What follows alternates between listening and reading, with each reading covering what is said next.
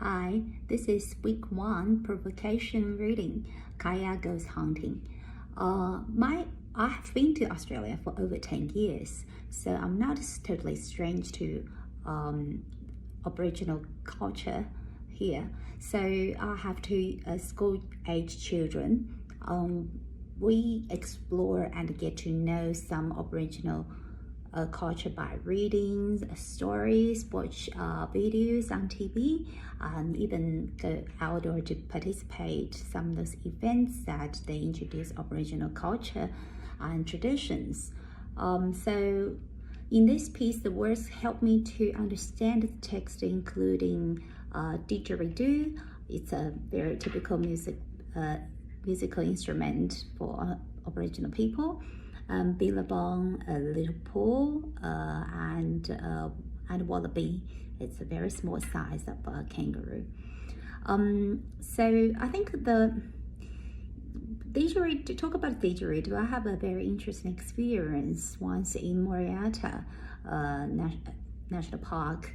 I remember one day I with my younger son, we went to do the climbing over there. We got into the giant cave, and there was a guy over there playing the didgeridoo inside the cave.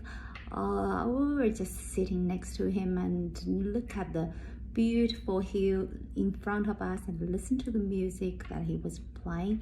It was a fantastic experience.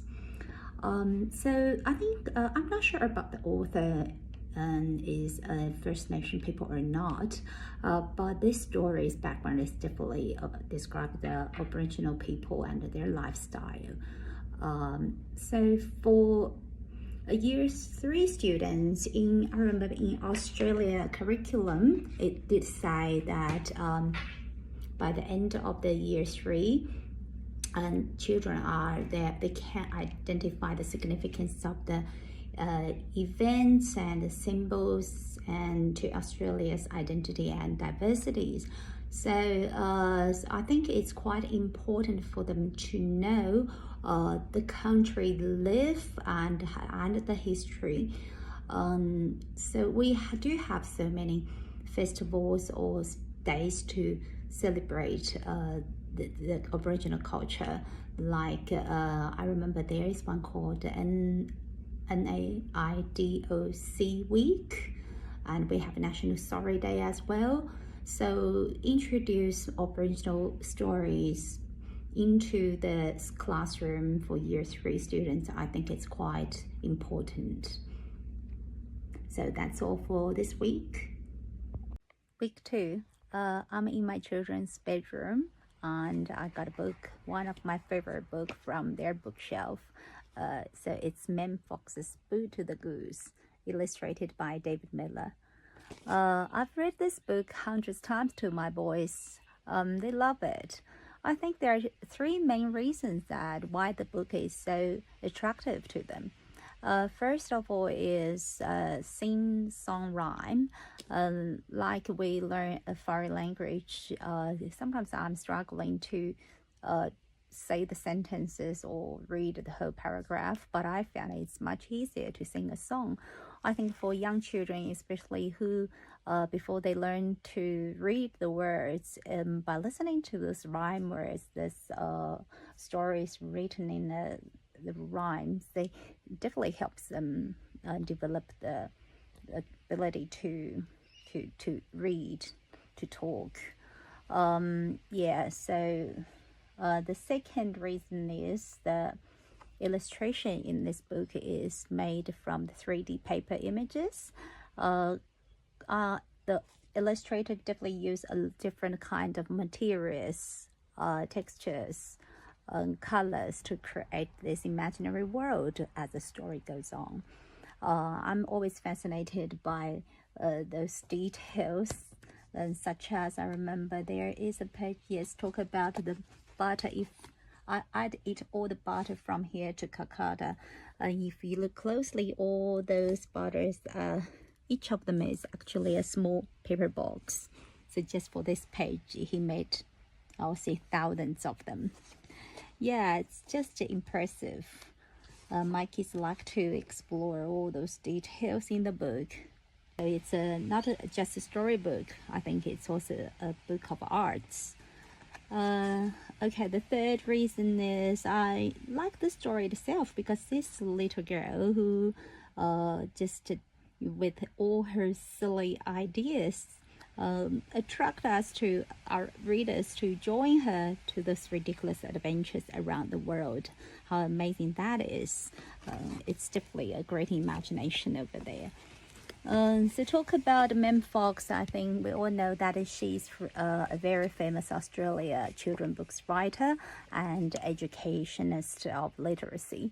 Most of her book is based on culture or the background of Australia. So I think it's a great choice to pick her book to share her stories with children or families just arriving in Australia. We can help them get to know more about the country now they live in. So I really like Mem Fox's storybooks. So strongly recommend that. Week 3, we watched kindergarten teacher Leah and her teaching story. Leah's students are 4 to 5 years old young learners. We can see that they are full of curiosity and endless energy. So at this young age, I think there are a few approaches that are very natural for the educators to use in this teaching context. So first I spot is play. Play, I think, is easily understood and accepted by either parents or educators as a pedagogy in early years.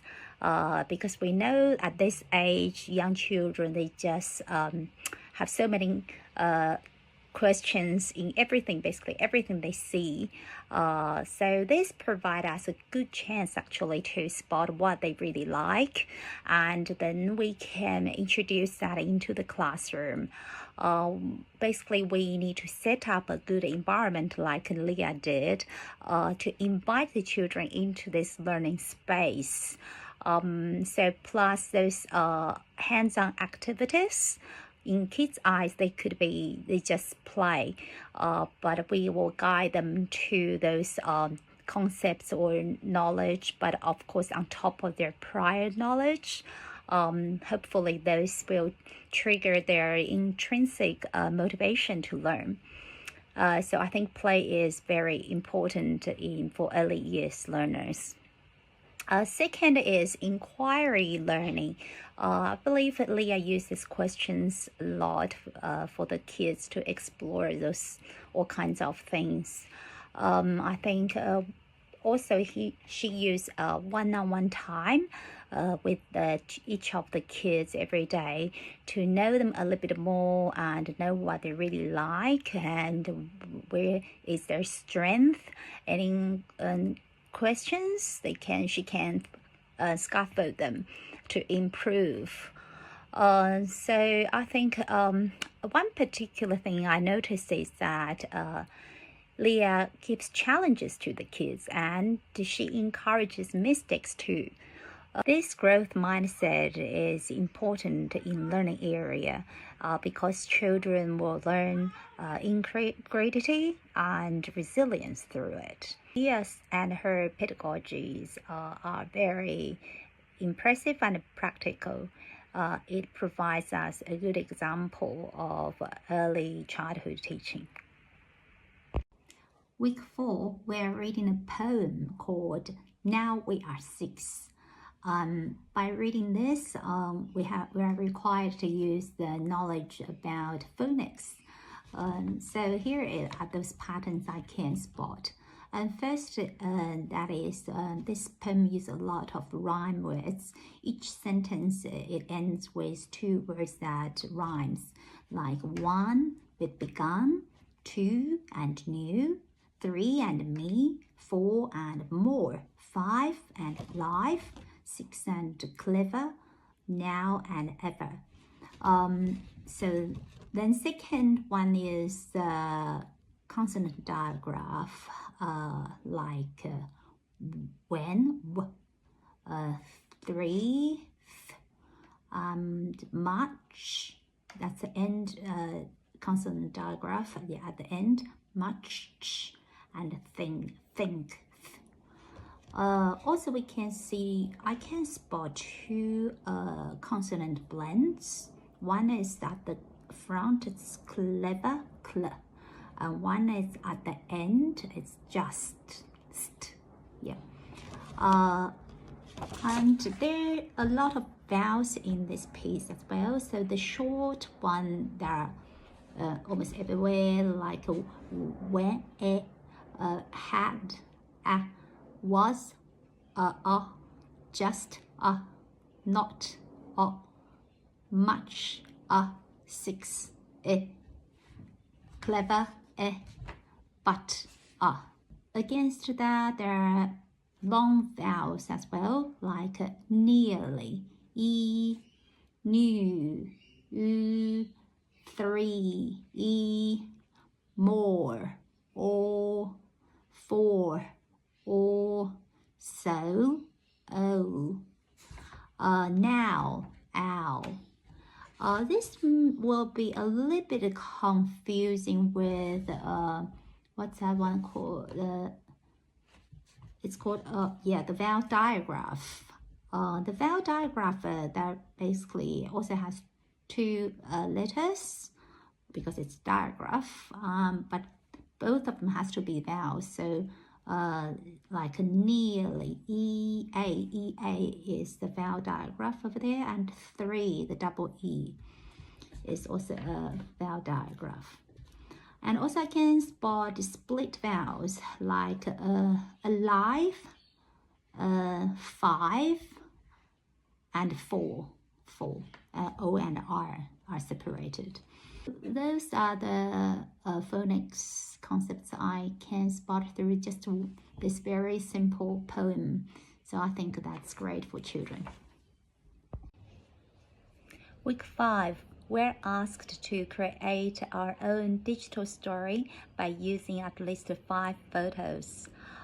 First of all, I think about, I need a story. So what are kids really interested in these days? Then my 7-year-old son was next to me asking, Mom, Easter is coming, when are we going to do the egg hunt? So I said, I got an idea. I can just use one of those rabbit toys as my main character. I'll send her to my garden to do the egg hunt. So once I got this storyline, I feel, okay, here we go. So I rushed to my garden and quickly grabbed some idea. I set it up the scenes and took the photos. So this part comparatively is quite easy for me because I'm a creative person and I really like taking photos. So I quickly finished that, then move to the next step is to use the photos to tell the story. But then I was a little bit struggling about writing the story. First of all, I think because we have to use the children's language that I think to attract them, their attention to read, and also how to create a conflict in the story. You know, like any story, you need a little bit dramatic zigzag or something like that. It took me a while to figure it out, but eventually I made it and always give children a happy ending. So then I remember the editing work is also a little bit funny because first I was doing on my phone. I choose the app called Keynote, but after I spent almost 40 minutes on that, I uploaded to OneDrive and tried to use my computer to edit it. Then I realized my Windows system doesn't support this app because it's made by Apple. So I have to redo that into a PowerPoint. Then after I finished the whole work, I showed it to my 7-year-old, asked for some feedbacks, but turned out he really liked it. He read it out loud and enjoyed my story and enjoyed the picture as well. So I'm so happy that he gave me some positive feedbacks after all this hard work. Yeah, so I think this is a quite fun experience for me, and I'm very confident and comfortable to teach this use this in my future teaching.